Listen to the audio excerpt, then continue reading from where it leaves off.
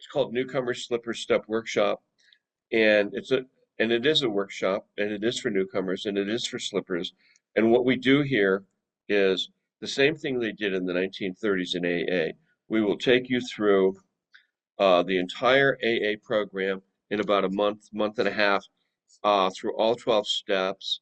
So we give reading assignments, writing assignments. We will hand deliver to you an AA program. Uh, so you are in like AA class, AA 101, AA University. Yep. And especially if you're new and you're coming back and you've been going to meetings and nobody would really help you there, and you're wondering, what the hell? This is the meeting that answers all of those questions.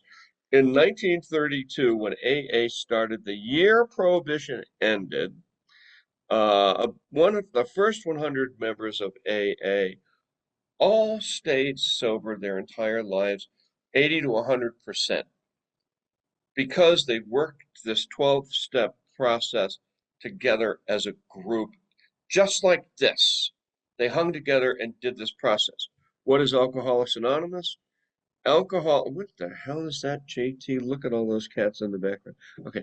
Alcoholics Anonymous is a 12-step process that teaches you how to live your life without drinking.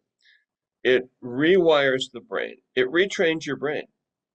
Okay. So today, if you go to an AA meeting, they have about a 10% success rate. And why is that? Because when people go to Alcoholics Anonymous meetings today, you'll be sitting in the meeting and they will be complaining about their cat.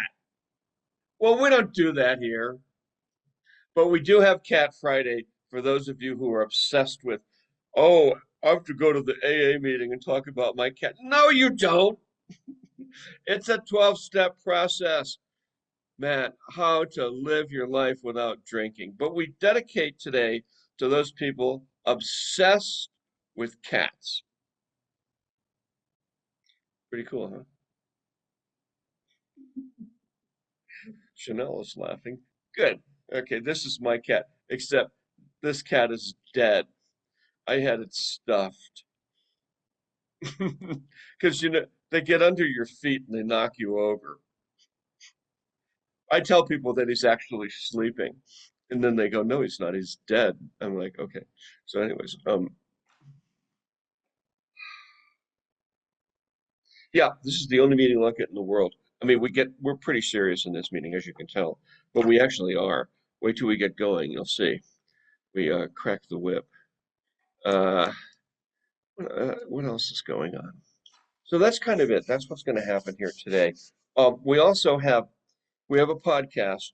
It's on YouTube, and Preston's going to put a link to that up. If you want to go listen to our past classes, there's like 20 or 30 of them up there. You can. I suggest that you do. Today, we're going to talk about how it works, which is often read in AA meetings, and we're going to kind of go through that a little bit. And then we're going to get to classroom assignments that people have. So if you would put up a link to, there it is, you just put a link up to how it works. And then, okay,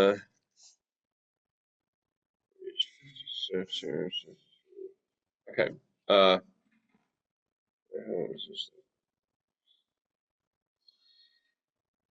So you go to AA meetings all over the world, and they oftentimes read this first part of chapter 5 called How It Works, because it sort of describes how the AA program works. Oh, here, you can turn your cameras on. You guys should start your video if you want to, too. Just keep your eye on that, Preston, because I think we had some bombers in here a few minutes ago. So here it is, okay? Starts out with how it works. Rarely have we seen a person fail who has thoroughly followed our path. That's the very first sentence in how it works. So what does that mean? It means what I just described to you. Alcoholics Anonymous is a 12-step process, teaches you how to live your life without drinking. That's the path, okay? It's not any more complicated than that. It is not going to AA meetings and talking about my day or my life or my job or complain about my husband or my wife or my car or what or bitch and no, no, no, it's this 12-step process. That's what it is.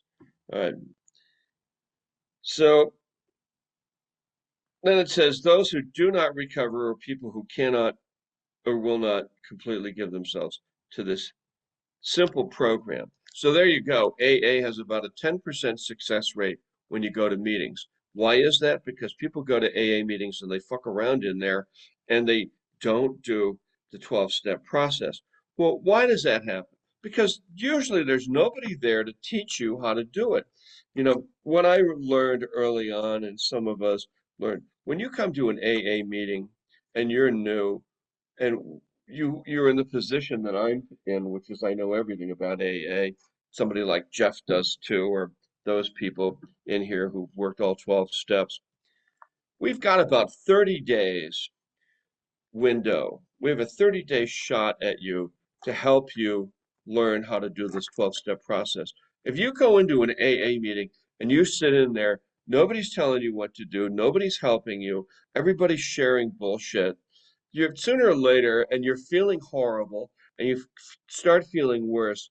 Sooner or later, you're going to figure out what works, and what works is going back to the bar and getting a drink, you know, um, or scoring some drug someplace from a doctor or whoever to make you feel better.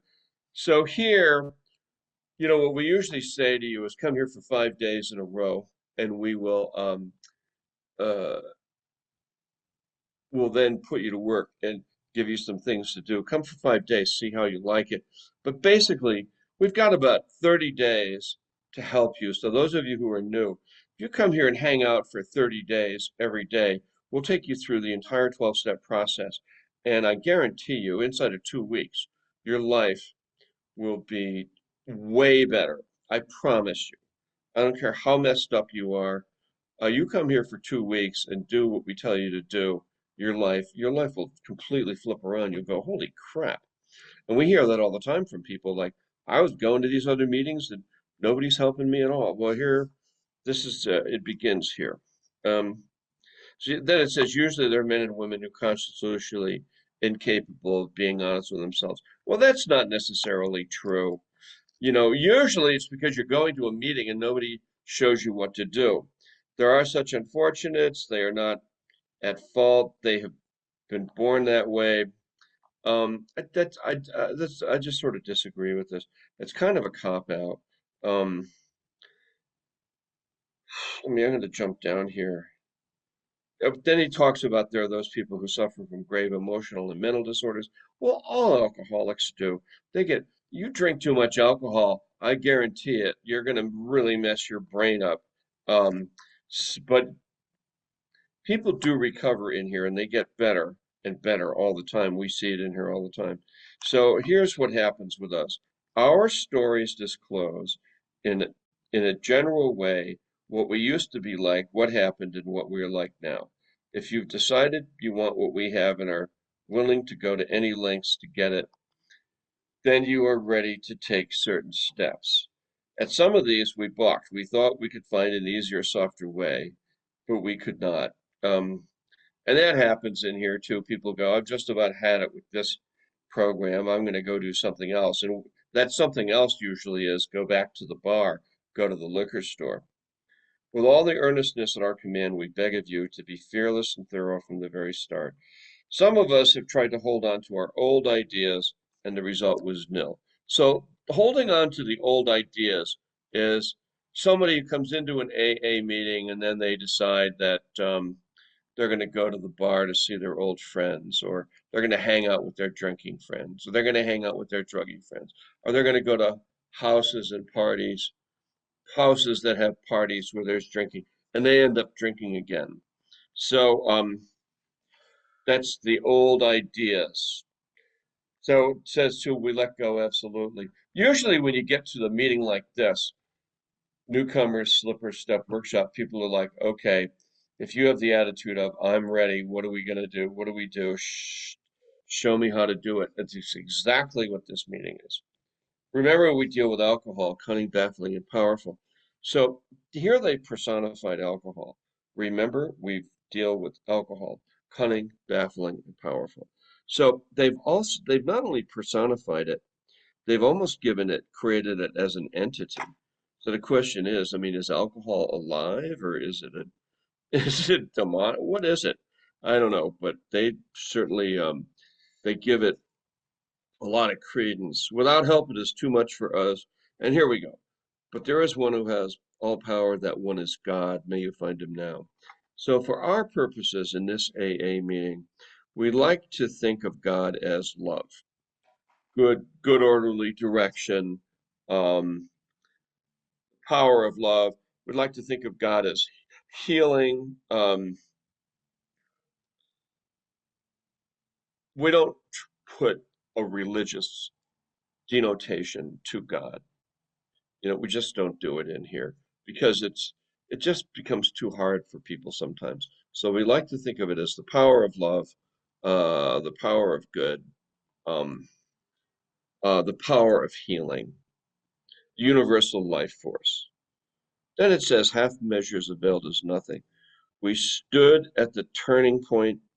We asked his protection and care of complete abandon. So we seem to do that here.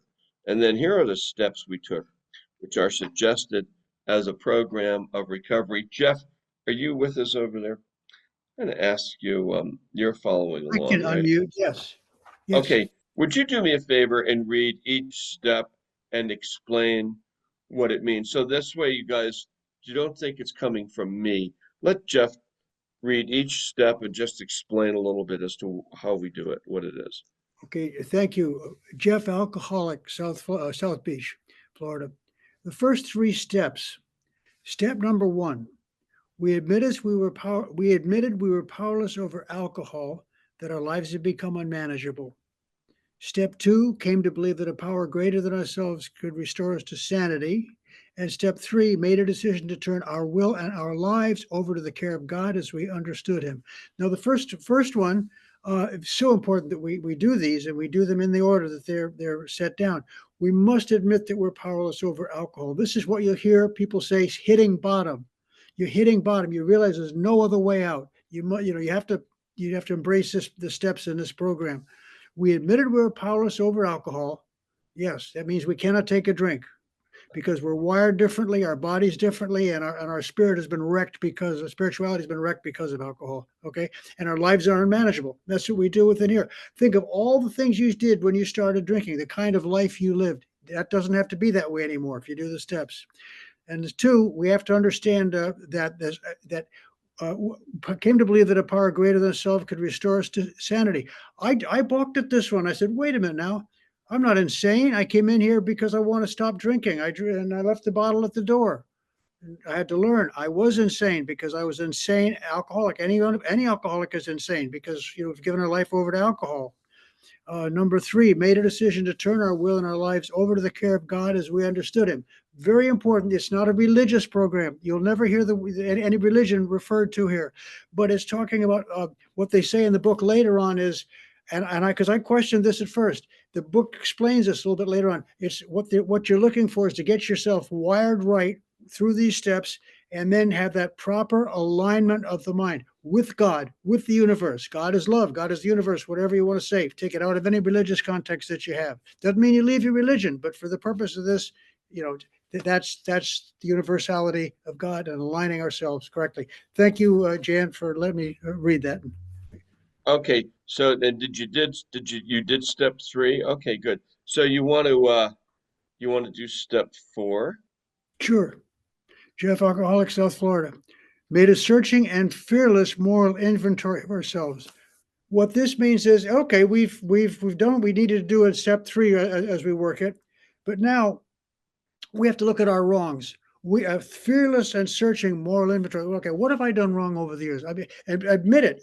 We spent many years as alcoholics hiding these things. Now we got to bring them out because we want to get rid of them. We're going to give them to God, the higher power, the universe. Is going to just take care of them. God is love. We're going to take these things away from us. So we have to think about what they are, enumerate them, write them down, make sure that you're there. You're owning them because you want to let them go. Step Thank you for five, letting me over to share you, that. Jeff. Pardon? Step five, go ahead.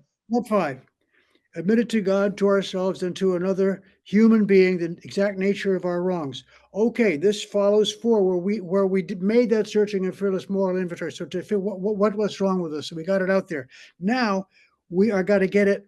We've got to get it out now to someone. And the reason that they say someone is it's not good enough to tell it to our dog. It's not good enough to put it on a recording machine or anything like this. It's not a good we have to take one other human being, and the steps later will describe how we go about finding that human being, and we admit to God, to ourselves, and to another human being the exact nature of our wrongs, what we've come up with these wrongs that we've done over the years. Why we want to get rid of them. Steps 6 and 7 are, it says here, when we're entirely ready to have God remove all these defects of character. And then some 7 says, humbly asked him to remove our shortcomings. So we like to think of those as defective thinking, because alcoholics, you put alcohol or mind-altering substances in your body, your thinking starts to get like defective. We just can't think right and we can't act right. We start doing, really dumb things like driving drunk or robbing the 7-Eleven. Sure, nobody here has done that, but maybe you never know. And it seemed like a good idea at the time. Okay. Um, so here, step 6 and 7, we start to look at what is our defective thinking? What are our go-tos that we like some defective thinking is like this. Uh, do unto others as you would have others do unto you, except do it first. Or what's another one is, oh, in AA we say we ceased fighting anyone or anything, but in our case, our go-to is we fight with everyone over anything, anytime. We're kind of like that. We become wired as a mess, and part of the AA program is to stop being that way. Jeff, over to you for steps 8 and 9. Thank you, Jeff Alcoholic. Made a list of all persons we had harmed and became willing to make amends to them all, and then made direct amends to such people wherever possible, except when to do so would injure them or others. Okay, now we're writing down a list of all the persons that we had harmed. Go back as far as you need to go, whether you think it was a great harm, a small harm, or anything. Write it all down as it comes to you. Okay, and you say, I'm writing it down because I need to make an amend to this person. I know in my mind that I've done this person wrong in some way. You can't remember all of it at once, but you start. That's the process. And then what you do with that list, you make direct amends to such people, wherever possible. Again, it says, except when to hurt them or injure them or others. There are times. This is why before you actually make the amends, it's better to speak with your sponsor or some person who's got more time, either your sponsor, hopefully, or a man of a religious person or something, or a trusted person, or a psychiatrist, I guess, or whatever, so that you explain what you did. So in making an amend, you wouldn't hurt another person. They give No, the in our class. case here, Jeff, it would be Good. me. Sure. So you're going to talk to me about it, or any one of the people that have finished through the 12 steps up here. Okay. Probably somebody on our on in our uh co-host or greeter group up at the top, like Cassie, Preston. Sometimes we even have breakout rooms where we'll send somebody into a breakout room with somebody like Cassie or Preston, and then they'll try to work through, what do I need to do with this particular 9 step. So that's kind of how this meeting works. We will sponsor you right here. You don't have to go anywheres. Where this is a one-stop shop. It's like Checker Auto Parts. You go in there and get whatever part you want for your car, JT. So this is like, we're the Checker Auto Parts of AA meetings. God, crack myself up. Okay. 10th step. Okay, over to you, Jeff. 10th step. 10th step, Jeff Alcoholic. Step number 10, continue to take personal inventory, and when we were wrong, promptly admitted it. This is a step that we take as we go through the day to keep ourselves on track, because we don't get suddenly perfect. We're still going to make mistakes from time to time, but we're learning more and more in the program through the steps to recognize what these mistakes are and to admit it to ourselves, and then do whatever's necessary to do beyond that. As 11 is sought through prayer and meditation to improve our conscious contact with God as we understood Him, praying only knowledge of His will for us and the power to carry that out. In other words, we're trying to, again, keep our proper alignment with the spiritual, with the universe, with our spirituality. Communing with God as best we can. God, not limited to any religion, not to put any religion down, but not it's us and the universe, the force of love in the universe. And we're praying. We're not praying that we might hit the lotto. We're not praying that we'll get that promotion or that the car won't cost that much when it's repaired. No, we're preparing. We're praying for what do you want me to do today, God? And how do I do it? Don't mean to be glib, but that's basically what it comes to. Jann, I know you could fill us in on that. Well, how about step 12? Okay, step 12. Okay, having had a spiritual awakening as a result of these steps, we tried to carry this message to alcoholics and to practice these principles in all our affairs. How many affairs? All our affairs. And what it is, we're not perfect, we're not saints, but as we start to grow through this process and get our minds wired where we're not drinking, okay, get free of alcohol, then we try and practice these principles in all our affairs. As my sponsor used to say, Jeff, you get to a point where you'll say, does a sober man do that? If you have a thought and you get to know when things are wrong. Jann, go ahead. Okay, Thank you for the and they're opportunity. not referring to those of you that say have 4 or 5 boyfriends as an example. You don't go back and they're not talking about those kind of affairs. You know what I'm saying, Preston? What the hell is he talking? Okay, let's go to Cassie. Cassie, take us through each one of these steps. Explain 1 through 12 and what you've done with them. Go. Ooh, that's a lot of pressure. All right. Step 1, I feel like I did before I came into the rooms. I definitely knew that I had. Read it out. Step 1. What is it? We have We people here that admitted we don't know were what it is. powerless over alcohol, that our lives had become unmanageable. And it was. Towards the end, I needed help. It was running my life, and my life became unmanageable. Um, Step 2, came to believe that a power greater than ourselves could restore us to sanity. That one was a little challenging for me. I really needed the help of my sponsor to just realize that there is something greater than me out there that was kind of running the show, and that I had something bigger than me that could help me in this program.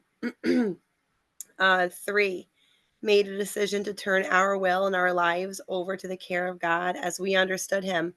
When I first did this step, I was willing to do anything. So even though I wasn't fully there yet with the whole God as we understood Him, I was willing to do whatever it took. So I was absolutely ready to turn my will and my life over to anything higher than me to help me get through this issue that I was having, this unmanageability.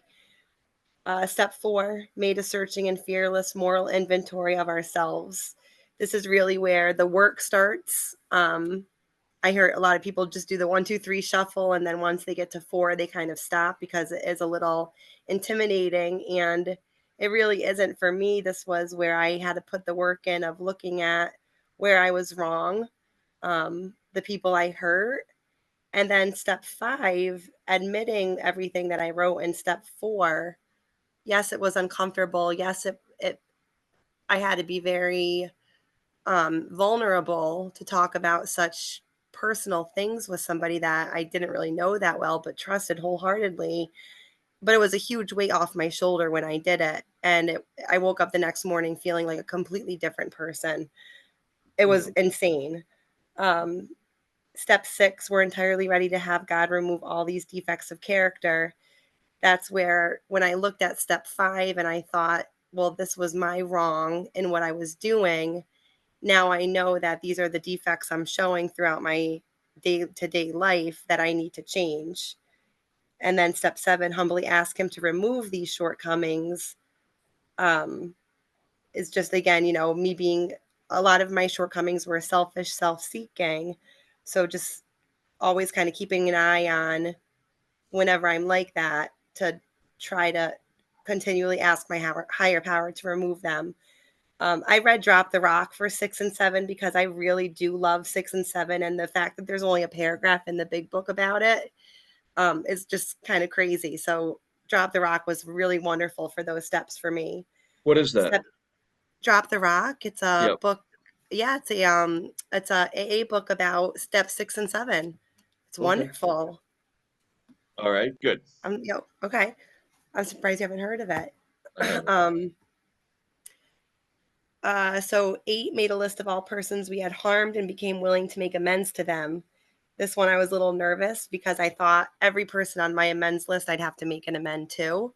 And thank goodness I did it with a sponsor. This is why they say not to do this alone, because there are some people who you don't owe an amend to, and some that, how it says, unless something about unless they would be injured, number 9, step 9, made direct amends to such people wherever possible, except when to do so would injure them or others. Right. And also, just with those steps, I do a lot of living amends, especially with my teenagers, because I'm not really ready yet to tell them I've been in the program. I'm just not there yet, but I've definitely made a living amends, and they know there's a difference with me.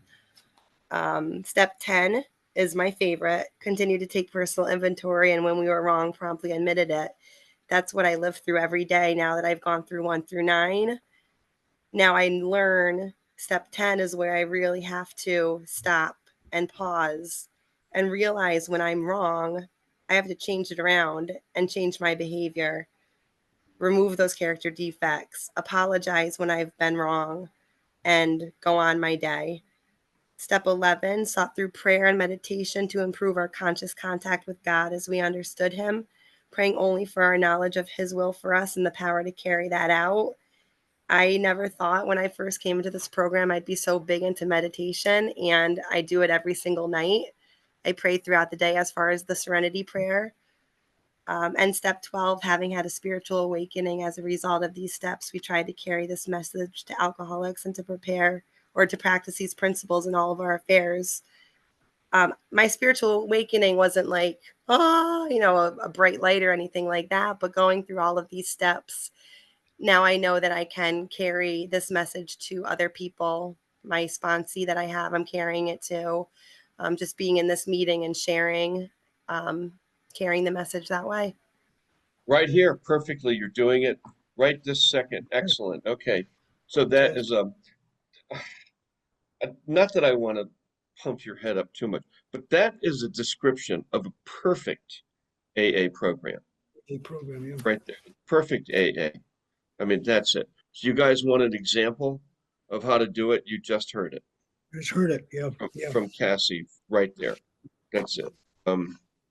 It's still a day at a time, and she's not cured, and but it's the way that we do it, guys. Uh, okay, so excellent. That's it on that. Now we're going to do classroom work. Okay, thank you, Jeff.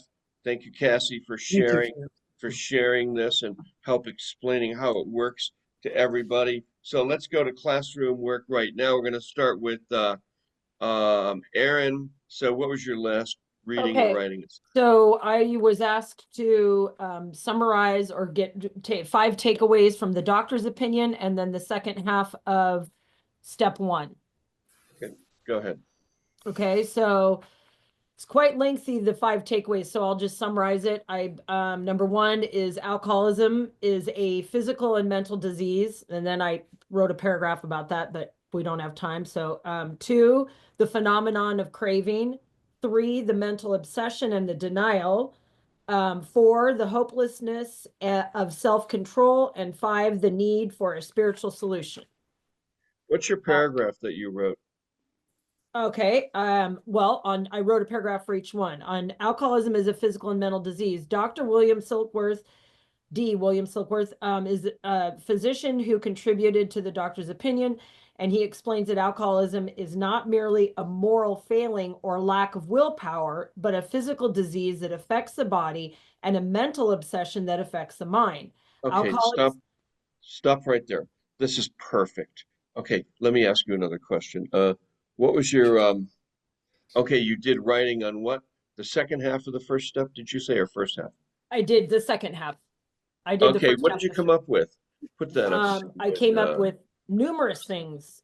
Do you want to hear kids, spouse, parents, money? yeah, go right ahead. Preston put up what we're doing in the right-hand side. Follow along, Okay, everybody. so money, I have literally gone through over $1 million in the last about 7 years that I was back out there, which was an inheritance I got from my parents and gone. School, my education, I graduated with my bachelor's, and I really feel like I didn't retain anything because I was partying all the time. Legal, I got 4 DUIs. Jail, I had to wear an ankle bracelet for an entire year that was $700 a month. My pets, I neglected them, didn't take them out to, walk and things like that. I've lost 3 homes due to alcohol. Um, Wow. my spouse, we divorced, but then he ended up dying from this disease. My kids, the list goes on and on and on. My son, as I said yesterday, was in the car on my third DUI.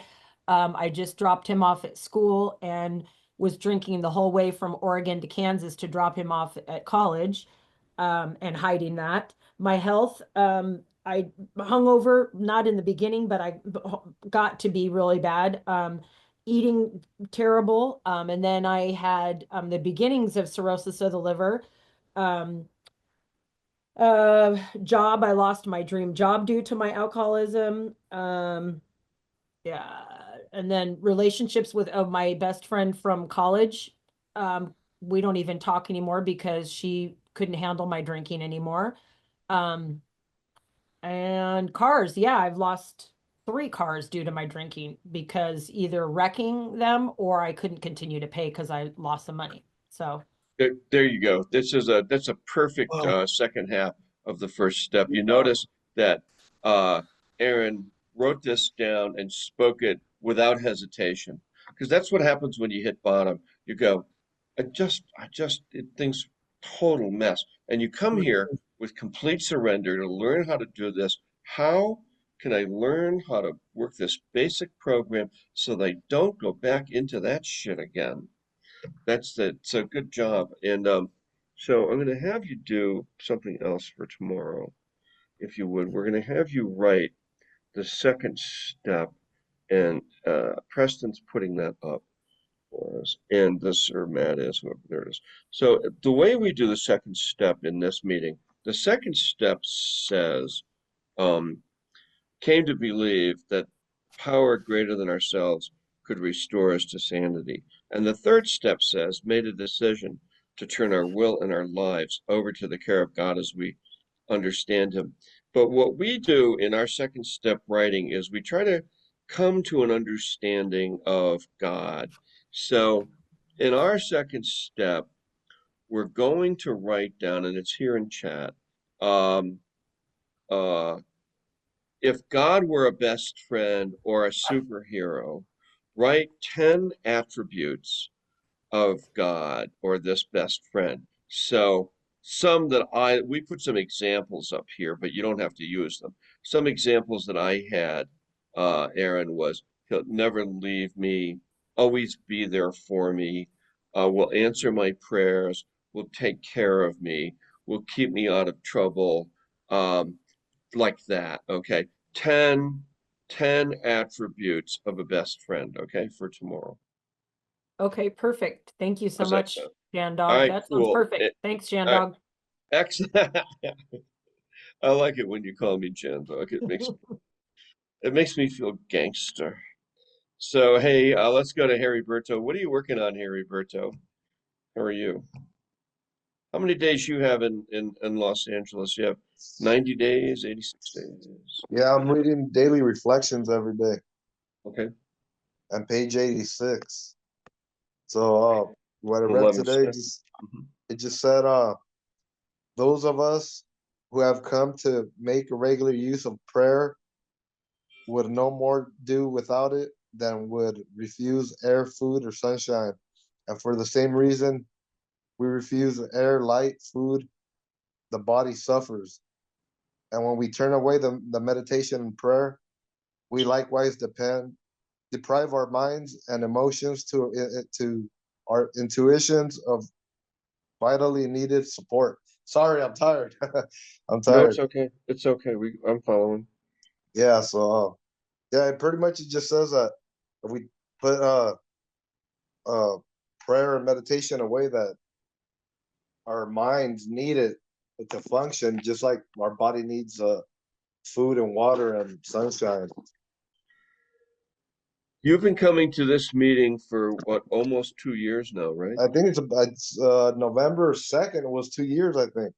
2 years, there you go. So Harry Berto, for those of you who are new, is an example of somebody who, when he's not at the clinic, he comes here every single day, usually Thursday, Friday, Saturday, Sunday, like clockwork without fail, and has worked on this program very, very hard, and mostly had a 1 day slip, and but mostly that's kind of how you do it. I used Cassie as an example.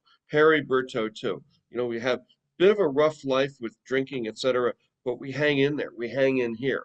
I mean, like me, I hang in here. I've been doing it for 46 years. It's a piece of cake. Come here for an hour a day. Well, I get my whole life back. I don't have any warrants. Cops aren't coming on the door. You didn't show up for court for your speeding ticket. I don't get excuse me, I have hiccups from a little acid reflux. I don't get fired from jobs anymore. Of course, I started my own companies. You know, I'm employable now to myself. Uh, Alcoholics, we have a tendency to start our own companies because we just decide we don't want to work for anybody else, and we do it. But it all kind of worked itself out. An hour a day, go to an AA meeting, and I hang out with you fine people. I mean, what better people could I, if I go to the bar Friday night, there's like 50 bars in Boulder. What am I going to find? You know what I'm going to find in there, Jeff? Drunk people. I fucking need to be around them. Okay. You know, my dad said the other day, was it on Monday? His birthday was on Tuesday. We took him out to eat. We were eating, and he was talking about people drinking because he's a mariachi, and he sees a lot of that. Where being a mariachi, and he said it joking, but he was being serious. He said, I met a lot of people that stopped drinking. He's like, but they ended up in the cemetery, or because they ended up in the cemetery. All right. Excellent. We're going to keep going here. So, hey, Lisa, what was your last assignment? What is your last reading and I writing don't know assignment? that it was necessarily an assignment, but I get up and do some meditation and do a prayer. So Um, you're on 84 through 88, page 86 kind of thing? yeah, but I have to tell you, I've been really having to revisit page 552 about resentment a lot Oh, these that's good. days. And I'm continually working like step 10 and trying to Hmm. keep a personal inventory of myself and hold myself accountable and self-restraint and Doing all that. service work here is going to help you with that. Start helping Yeah. some other people rather than getting caught up in whatever's going on Well, the I home. actually, oh, I'm Yeah. sorry, I didn't mean to interrupt you. I actually found that, I mean, now that I've gone through the steps and I've learned how to redirect and retrain my brain, Yeah. not only are these steps good for alcohol, but you can use them for anything that you really have to deal with in life. So I'm trying to work That, that's the whole idea. with my daughter on redirecting how she's processing certain things. I know. Um, There you go. That's perfect. Yeah, excellent. That's exactly what we learn how to do in here.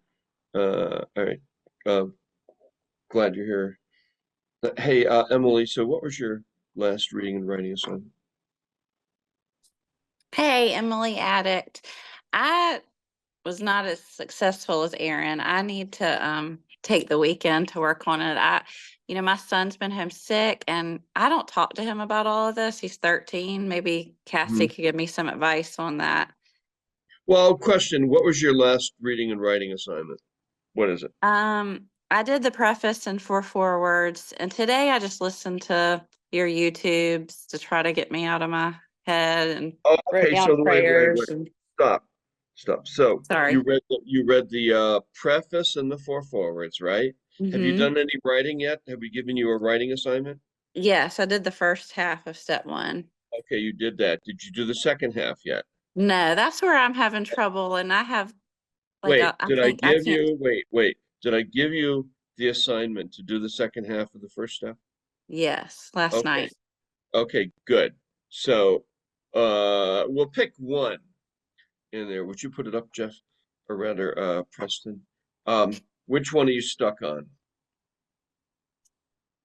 So you're Well, going I to mean, write about the, health is a really easy one for me to talk about. I mean, health, okay, wait, have gained. no. Let's pick one that's hard. So write about unmanageability of your entire life, drunk or sober, in the following areas. Money. Okay. What comes up when we talk about unmanageability of your life in the area of money? Anything?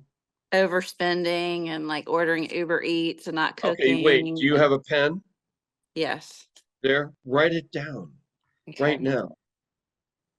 I know it's hard to do by Let's, yourself. oh, well, you can do it while we're in the meeting. Okay. I usually recommend to people that are having a hard time writing, do it in the meeting. So there we I go. didn't even think Money. of that until you said that. I know. So right. Yeah. So money, you're going to write down Uber, overspend. What was the other? Uber Eats. Yeah, stuff like feeling too bad to cook, and You wasting know, money on I stuff don't like know anybody that has a problem with ordering DoorDash. that. Oh, God. Okay. So that's good right there. Let's go to cars. Unmanageability of your life in the area of cars. Anything? Well, yeah, I mean, there was a time where I backed in, like silly mistakes. Like I backed into my husband's car, Were backed you into it. drinking? No, mine's pills. Okay, well, were you taking pills when you backed into the Yes. car? All right, Yeah. there you go. Write I it mean, I down. took them every I was day. I was wasted on pills and I backed into what kind of car does he have? A Mercedes, BMW, Truck. Tesla? He has a truck. Truck. Well, then you didn't hurt the truck.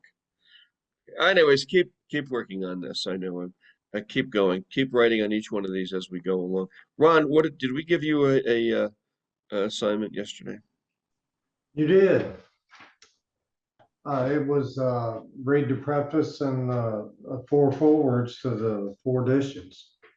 All right, what'd you come up with? You get anything out of that? I did. First and foremost, that the alcoholic, which includes me, I'm Ron, I'm alcoholic, by the way, that I'm a very sick person. And that's what this book is designed for. Its main purpose is to show me how I can recover from this disease. And really the two or three other things that stood out was like although it's not a religious organization and AA doesn't have a particular medical point of view, that it really had the medical friends and the religious friends of those first 100 and the friends in the press really helped spread the word of this book. And AA's core remains simple and personal.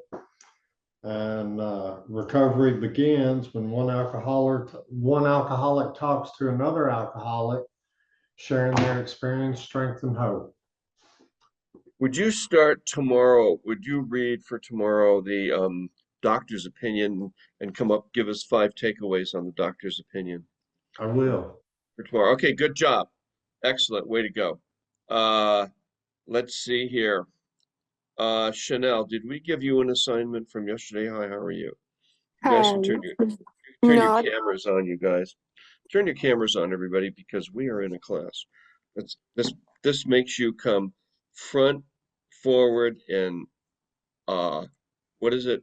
Present, alive. Okay, Yeah. go ahead. Yeah, I wasn't in class yesterday. I was in church. So today is my day 2 with you guys. Okay, well, good. Come tomorrow. And Okay. perfect. Uh, Hey, Richard in Iowa, what did we give you as an assignment? The assignment was first half of step 1, Oh yeah. and What'd you, I wrote last October I drank whiskey by myself and ended up behaving like a fool, and I pretty much have done this multiple times in the past. over and over, same kind of behavior. Yeah, sometimes it's a bit more belligerent than others, but yeah, around about the same. No, you were going to write all the way back to the first time you drank. Were you able to come up with any more than one? Well, it's pretty much the same occurrence every time I do. The first time I drank, I was pretty young. I was mixing Busch Light with Capri Sun. So Pretty let's gross. move you on to step 2. And it's right there in chat, not step 2, but the second half of step 1, which is the unmanageability of my entire life, drunk or sober, in the following areas: money, family, wife, husband, cars, kids, school, pets, health, the law. So write something on each one of those. The unmanageability of my entire life, right? Okay. Do you see it in chat? Yeah, I got it pasted in my notepad. Okay, good. So come up with some for tomorrow, okay? Okay. All right, man. How are you liking the meeting? You're keep coming back here, right? You're here. Yes, You're here. pretty good. All right. All right, good, man. I'm glad you're here. Uh, who else? Who else did I give assignments to? Would you raise your hand in like that? Who else did I? Okay, Leslie, go ahead. I had to do 2 jokes about AA. Oh yeah, good. Okay, what are they? What's the difference between God and an alcoholic? I have no God idea. doesn't walk around thinking he's an alcoholic.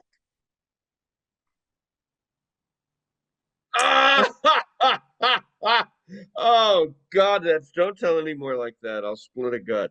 Okay, what's the second joke? Let me see. I have so many, but I don't know which one to give you. Keep going, girl. Asking for advice in AA is like trying to take a sip of water from a fire hose.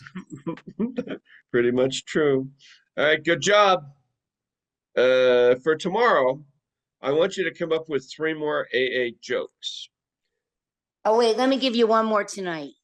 Oh, okay, go ahead. How do you know 2 newcomers are on a second date? They're driving a moving van. That's not good. That is bad. No relationships in your first year. Well, that's what they're saying. They're already What we driving a recommend moving here, van. except if you're like in your 20s, then it's like no relationships in the first 2 months because they always get hook up right away.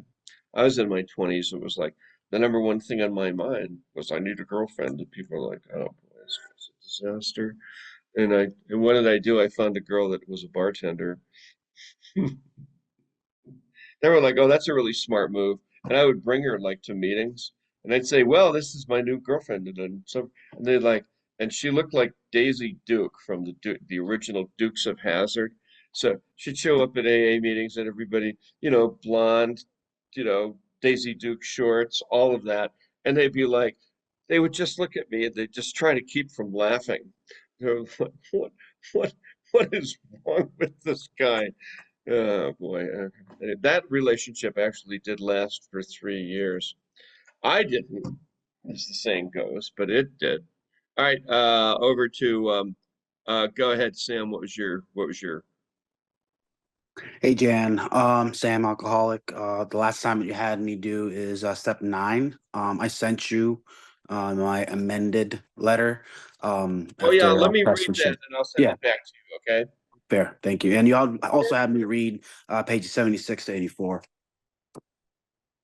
Oh, and Exactly. that's the ninth step. Okay, good. Correct. All Mhm. right, excellent. We're out of time. You want to read the promises there, Matt? How's it going? Jan to Matt. Is Yep. Matt still with us, These or- are, no, I'm here. Oh, you are. These are Hey, the, yeah, these are the promises on page 83 of the big book. If we are painstaking about this phase of our development, we'll be amazed before we are halfway through.